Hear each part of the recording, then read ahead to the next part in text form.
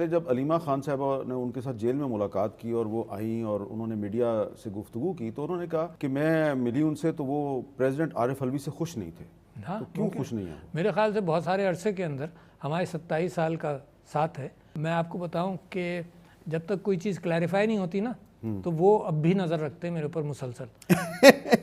جب میں حج پہ گیا ابھی ہے نا تو کسی نے ان کو کہہ دیا, آپ نے نہیں, لوگوں نے یہ افواہ پھیلائی کہ جناب 27 لوگوں کو یہ سرکاری حج پر لے کر جا رہے ہیں. اچھا ہے نا, چلتی رہی.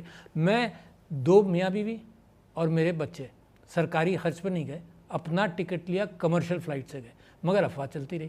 تو انہوں نے کسی کے ذریعے مجھے پیغام بھیجا کہ یہ کیا ہو رہا ہے. تو ہی از آلویز بین آبزرونٹ کہ کیا ہوا, کیسے ہوا. آپ بھی ان پہ ویسی نظر رکھتے ہیں کہ نہیں رکھتے؟